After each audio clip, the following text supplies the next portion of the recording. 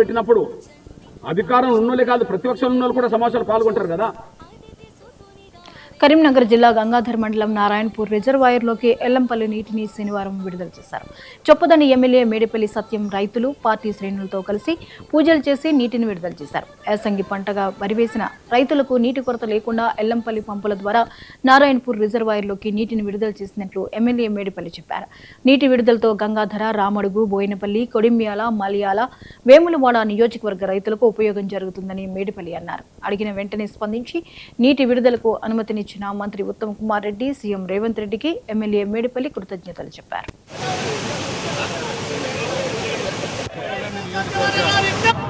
రైతులకు ఎంతో ఉపయోగపడేటువంటి ఎల్లంపల్లి నీళ్లను నారాయణపూర్ జలాశయానికి పంప్ ద్వారా తీసుకొచ్చి ఇక్కడ పంటలకు సకాలంలో నీరు అందించాలని చెప్పి గత ప్రభుత్వం ఉన్ననాడు మార్చిలో ఎన్నో ధర్నాలు, రాస్తారోకలు, అర్ధరాత్రి అరెస్టులు, ఎన్నో కేసులు పెట్టుకుంటే తప్ప నీళ్ళు వచ్చే పరిస్థితి లేదు. నేను ఎమ్మెల్యేక 2 సంవత్సరాల నుంచి సకాలంలో రైతుల మనసులో ఉపయోగం ఉంటుంది, పంటలు ఎండిపోతాయని తెలుసుకొని జనవరి నెలలో గతం ఈ సంవత్సరం కూడా రైతుల అవసరాలను దృష్టిలో పెట్టుకొని ఒక్క గుంట కూడా ఎండిపోతూ చాలా పొలాలు కూడా ఎండిపోతుండే, చాలా పొలాలు కూడా గతంలో తిరిగిన నెర్రెలు వాడుతుండే నీళ్లు లేక.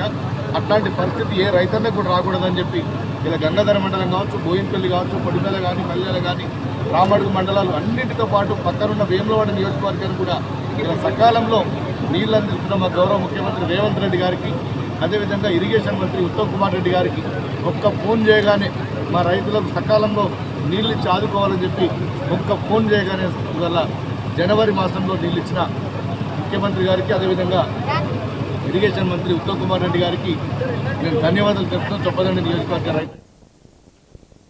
భారత మహిళా ఆంధ్రుల క్రికెట్ జట్టు కెప్టెన్